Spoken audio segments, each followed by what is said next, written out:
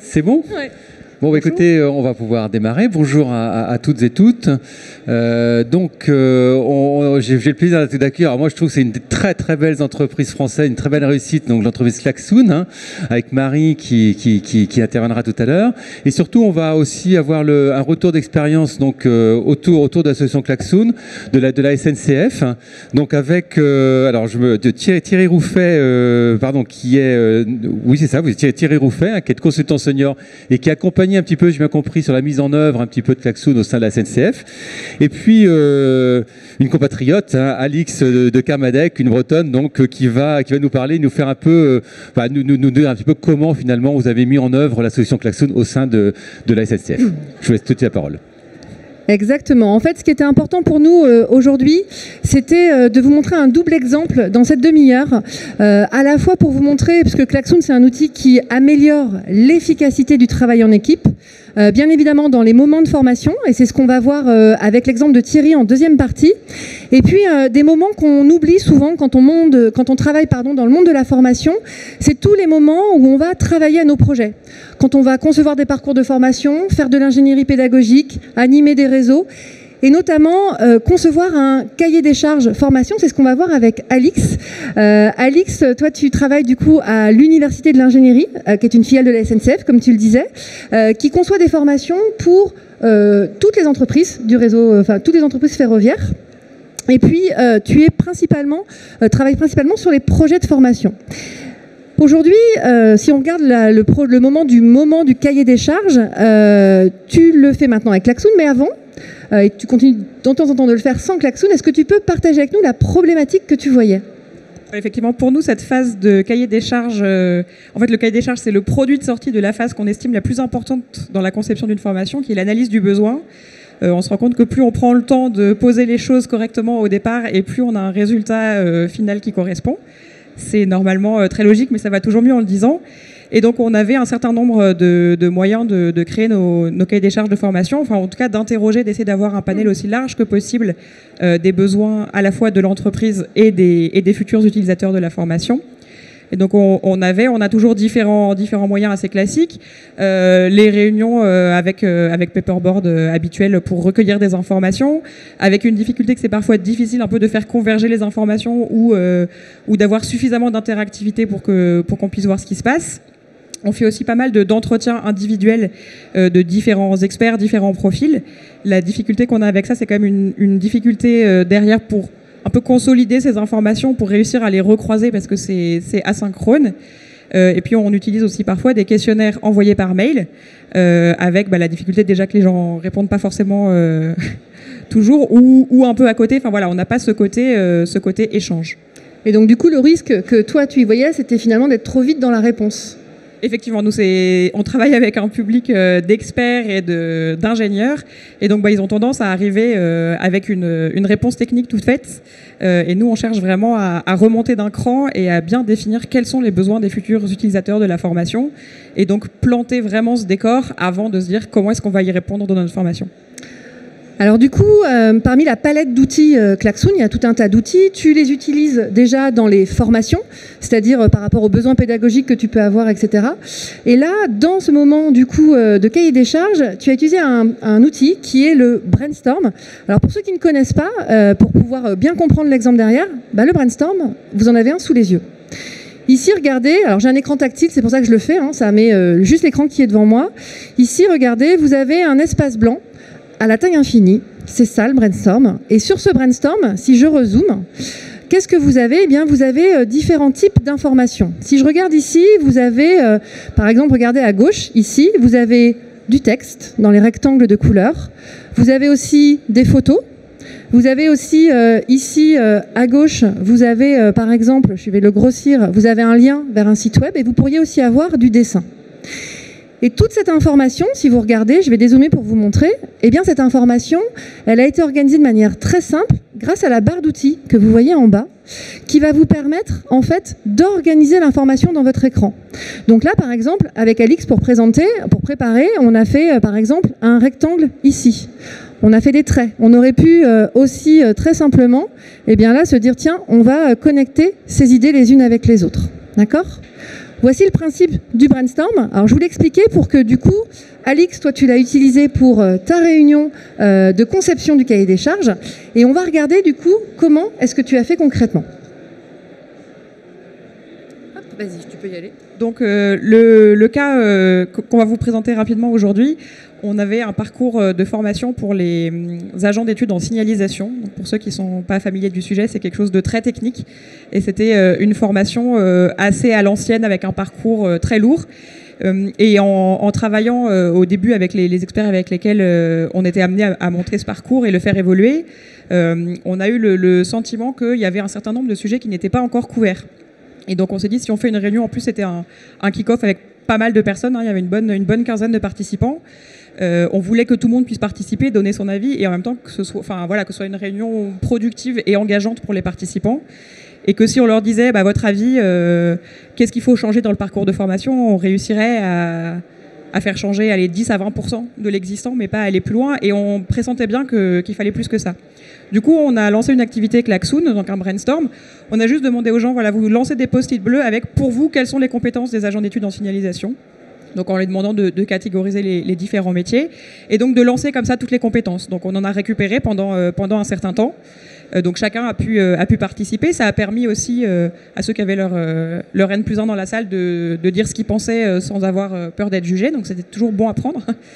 Et ensuite, collectivement, on s'est dit, toutes ces compétences élémentaires, déjà, est-ce qu'il y en a qu'on a oubliées? Et surtout maintenant, dans le parcours de formation, quelles sont celles qui sont, à votre avis, traitées correctement, insuffisamment traitées, voire pas traitées du tout?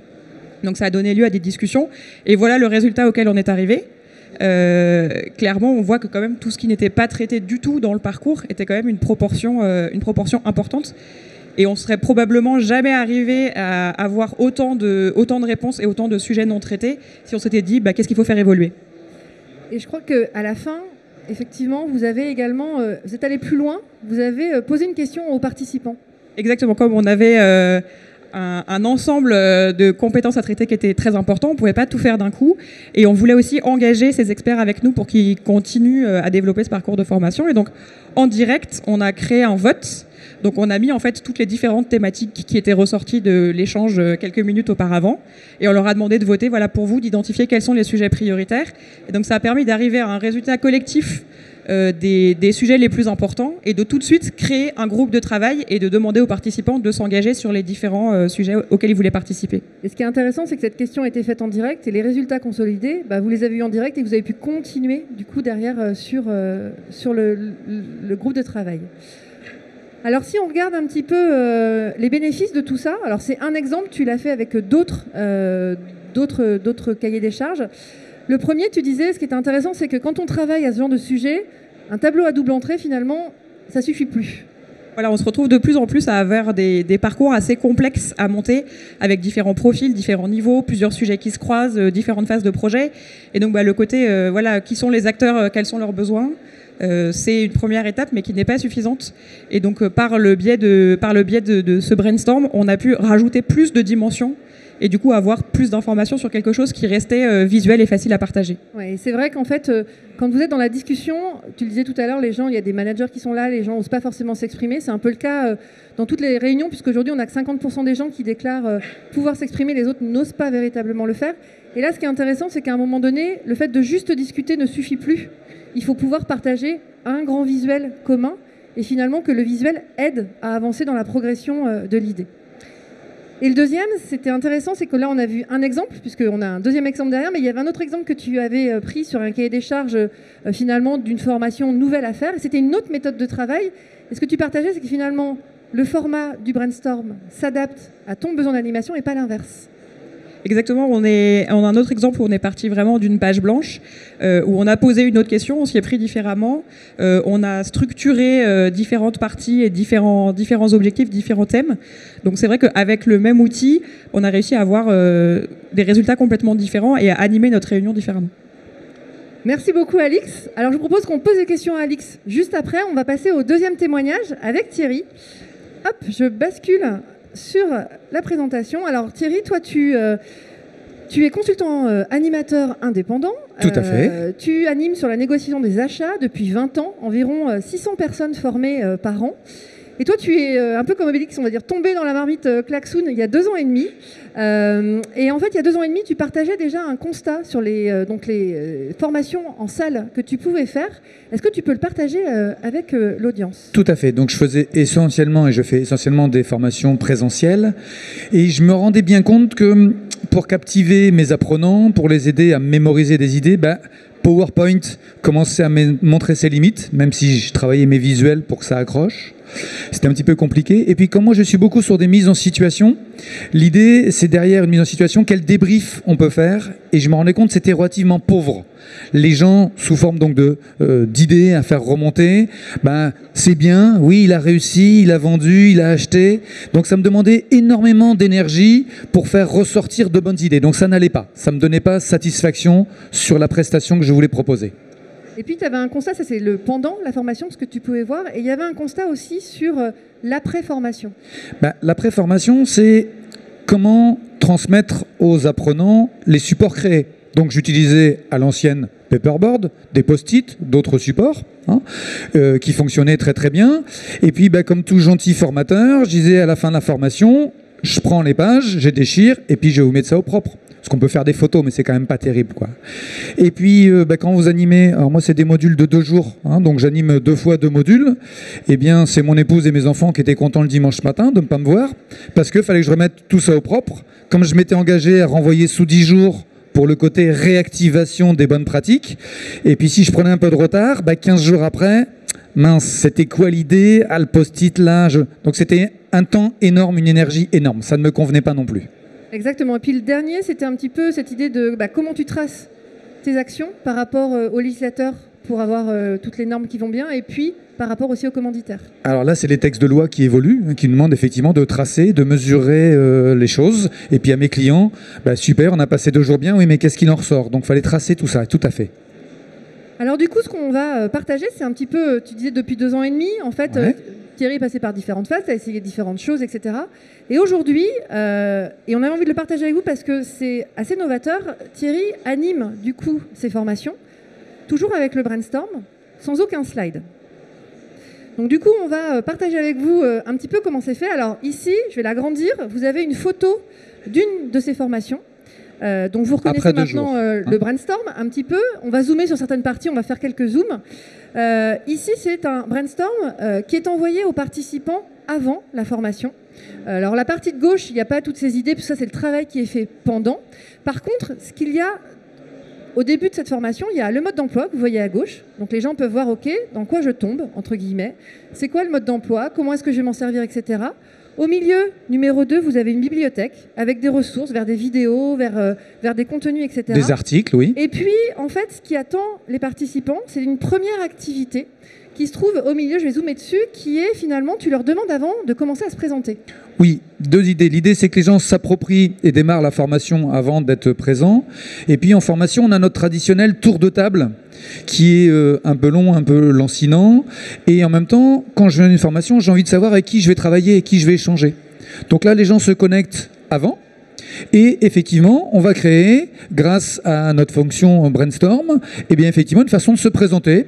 Ça peut être par exemple, je leur demande d'envoyer 5 ou 6 post-it. Post-it numéro 1, un selfie. Post-it numéro 2, si j'étais un lieu ou une région. Post-it numéro 3, un moment de la journée. En fait, un portrait chinois. Ce qui fait que les gens se prêtent au jeu. Je dis tiens, ça va être un petit peu fun par rapport à d'habitude. Et puis surtout, j'ai déjà connaissance avec qui je vais travailler. Et puis, ça va me permettre d'animer différemment le début de formation. Exactement. Alors justement, là, on bascule dans le moment de la formation. Donc ça, c'est ton support principal de formation. Ce que vous voyez ici, je vais le remettre en grand. Les 2 parties de droite, vous avez 2 parties. La partie le groupe et la partie la formation. On va commencer par la partie de la formation. On vous expliquera l'autre derrière. La partie de la formation, finalement, c'est là que tu fais tes exercices avec les participants. On va pouvoir en regarder déjà, si tu veux nous expliquer un petit peu sur la co-construction de connaissances. Oui, donc l'idée est de co-construire. En fait, le rôle, je ne suis plus formateur qui dispense ses PowerPoint, je suis facilitateur. Donc l'idée, c'est de formaliser les bonnes idées, les bonnes pratiques des différentes personnes, donc en posant des questions. Mais en même temps, il faut aussi que je sois apporteur de contenu. C'est-à-dire que j'ai une double casquette, pédagogue mais aussi expert du thème sur lequel on travaille. Donc à partir du moment où je pose une question, truc tout bête, voilà, quels peuvent être les paramètres qui influencent l'image que je renvoie. Donc les participants en équipe travaillent, vous êtes les rouges, les bleus, et moi-même, je me mets en position de participant. Je prends mon smartphone, j'envoie également des idées de façon à enrichir les idées.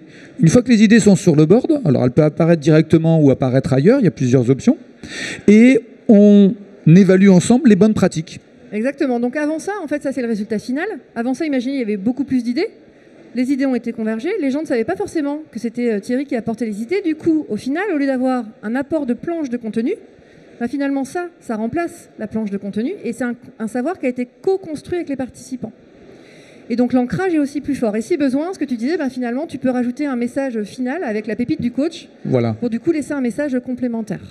Qu'on retrouve à différents... En fait, j'ai fait des petits pictos, petits pictos ateliers, petits pictos pépites du coach, pour faciliter l'envie des gens de revenir à l'issue de la formation, voir ce qu'on a fait ensemble. Exactement. Alors ça, c'est un exemple d'activité que tu peux avoir pendant le contenu de la formation. Un autre exemple, vous savez, quand on est en formation, souvent, avant d'aborder un sujet avec les gens, ou parce qu'on sent qu'on a besoin de creuser, on a besoin de leur poser des questions en grand groupe. Vous voyez un petit peu ce que c'est ? Dans ces moments-là, qu'est-ce qui se passe ? C'est souvent les gens qui sont les plus à l'aise qui vont parler. Et puis ceux qui sont un peu timides ou qui ont du mal à s'exprimer, on ne va pas forcément les raccrocher. Donc toi, ce que tu fais dans ces moments-là, c'est que tu lances des questions très simples qui s'appellent des questions live. Donc là-dessus, il y en a de différentes natures. On en a pris un exemple que je te laisse du coup expliquer. Je vais les passer en grand. Donc l'idée de la question live, c'est de dire... Je l'ai préparé avant, j'en ai besoin parce que ça va illustrer. En fait, les gens pensent que c'est spontané, ce qui est le cas d'ailleurs, sauf que je les ai un tout petit peu préparés avant pour avoir matière. Donc on peut les utiliser soit sous forme de nuages de mots qu'on fait effectivement en direct. La difficulté du nuage de mots, c'est que parfois les gens mettent non pas un mot mais une phrase. Donc l'avantage d'outil Klaxoon, c'est qu'on peut le présenter différemment, soit en nuage de mots, d'accord, soit sous forme effectivement de listing, et je vais faire là aussi voter les participants pour dire si on est 10, 20, 30, 50 ou 100, on va ressortir les 5 idées qui vous ont le plus plu ou les 10 idées qui ressemblent davantage aux bonnes pratiques qu'on veut faire sortir. Et on est toujours dans l'aspect visuel. Exactement. Et c'est toujours sur le même support.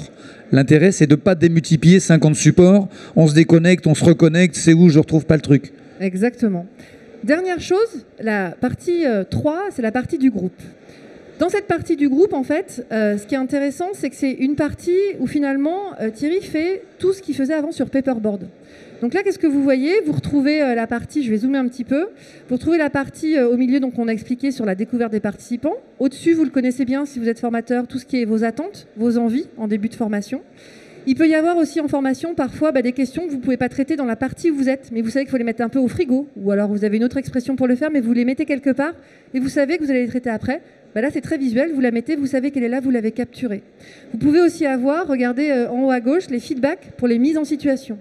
Donc ce qui est assez chouette, c'est que finalement, vous avez ici tout le résultat du travail d'équipe et de la constitution finalement de ce qui s'est fait dans le groupe. Alors si on regarde un petit peu, parce que je regarde le temps tourne pour laisser du temps pour poser les questions, si on regarde un petit peu les bénéfices que tu y as vus, Thierry, le premier, ce côté, finalement, tu as un seul espace, tu viens de dire, pour co-construire avec eux et travailler à ta formation. Oui, donc du coup, beaucoup moins de fatigue. Avant, quand je faisais du PowerPoint, je donnais énormément d'énergie. C'était ma bonne parole, donc les gens adhèrent ou n'adhèrent pas. Là, je suis vraiment dans un rôle de facilitateur, d'apporteur d'idées, mais surtout de formalisation des idées du groupe. Ouais. Ça, c'est capital. La deuxième chose, c'est le temps. Donc j'ai gagné du temps parce que le tour de table, toujours long mais pourtant important, comme les gens se sont déjà présentés avant, on fait quelque chose de plus court et d'un petit peu plus fun. Sur mes débriefs qui étaient pauvres, lents, du coup ils sont beaucoup plus riches et beaucoup plus courts. Donc sur un format de 2 jours, ce qui est souvent le format sur lequel j'interviens, je gagne globalement 2 heures. 2 heures, puisqu'on est sur le côté bénéfice, que je vais réinvestir sur la partie la plus importante, qui est la fin de formation. Non pas pour signer les fiches de présence, mais pour se prendre du temps. Qu'est-ce que je vais transposer ? Qu'est-ce que j'ai appris pendant ces 2 jours et que je vais pouvoir utiliser dès demain dans mon univers professionnel ? Et là, on a effectivement vraiment le temps d'y consacrer individuellement pour une partie, en sous-groupe et collectivement pour un autre. Exactement. Et puis, le dernier, c'est le côté compte-rendu. Ben, le compte-rendu, puisque j'ai gagné mes dimanches matins, c'est bien pour l'esprit de famille, puisqu'on construit ensemble, ben, les personnes, pendant la formation, ont sur leur smartphone ou leur tablette ce qui est en train de se construire. Ils l'ont tout de suite à la fin de formation. Donc gain de temps également. Ils y ont accès après la formation lorsqu'ils le veulent sur différents supports. Tiens, je reprends le RER, j'ai un quart d'heure, je vais regarder un petit peu ce qu'on a pu dire derrière. Et puis je complète quand même, je fais des captures d'écran que j'envoie toujours pour relancer la mémorisation 10 jours après, avec des photos que j'ai pu prendre dedans. Comme ça, le participant qui est 100% numérique va sur cet espace. Celui qui veut du PDF reçoit en PDF. Celui qui veut imprimer, chacun a sa façon de faire et toutes les façons sont bonnes, sauf qu'il y a un gain de temps et puis surtout une qualité qui est top, donc qui donne un peu plus envie de retourner sur les supports qu'on a co-créés, quoi.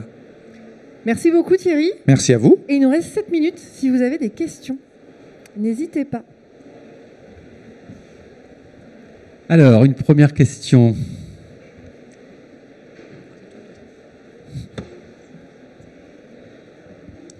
Bonjour, merci pour ce partage. Vous parliez de PDF, c'est-à-dire que là, on a un écran assez global. Comment Oui. ça se transforme en PDF? Alors, deux options. Il y a un bouton qui permet, je vais pas le voir là parce que là, c'est capture d'écran, qui permet de faire les captures d'écran au fur et à mesure. Regardez, il est juste. Alors, je vais appuyer dessus. Attendez, je vais le. Hop, il est là. Vous voyez? Juste là, en bas. Juste. Attends. ok. Hop. Merci. Alex. Capture. Pardon. Hein, donc en fait, il suffit de zoomer. Je viens d'en Et faire un. capture d'écran fait ce qu'on voit directement. Là, je viens d'en faire une en direct, par exemple. Tout ça, vous le récupérez quand vous clôturez un brainstorm. En fait, vous le récupérez en fichier PDF. Et tout ce qui est écrit dans vos idées, vous le récupérez en fichier Excel. Donc, si vous faites un brainstorm sur un cahier des charges, par exemple, et qu'Alix se dit, tiens, ça, je vais l'exploiter parce que j'ai besoin de le remettre ailleurs, vous récupérez la matière. Et vous la réexploitez si vous avez d'autres outils derrière, ou vous la laissez en brainstorm si vous voulez la laisser en brainstorm. C'est vous qui voyez.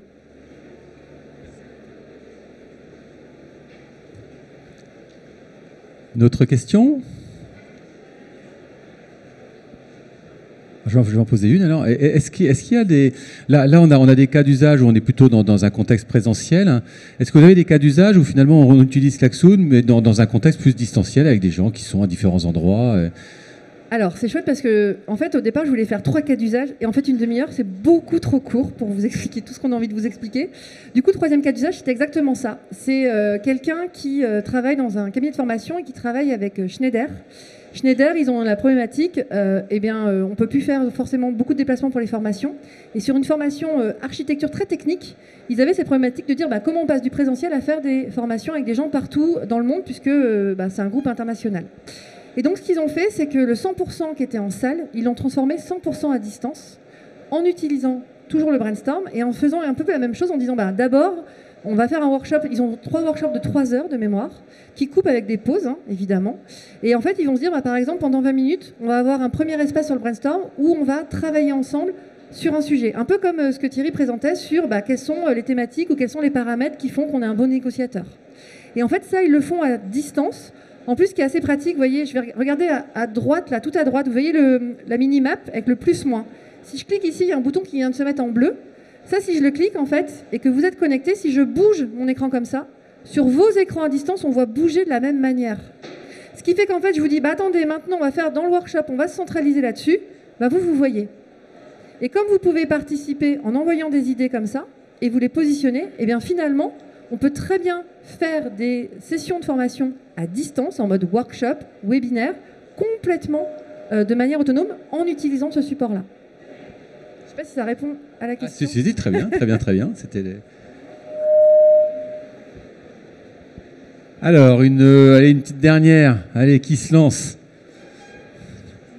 Il reste combien de temps? Ou s'il y a des utilisateurs dans la salle qui veulent partager aussi, n'hésitez pas.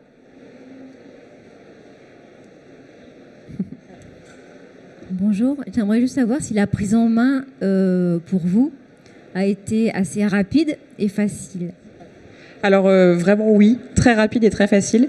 On a eu une petite démo et bien sûr par des gens de chez Klaxoon, mais c'est un outil qui est quand même très très facile à prendre en main. Donc aussi bien côté concepteur pour préparer à l'avance les activités, c'est simple, on peut revenir dessus en plus si on se rend compte qu'il y a des choses qu'on veut modifier. Et puis c'est aussi très facile à prendre en main pour les participants.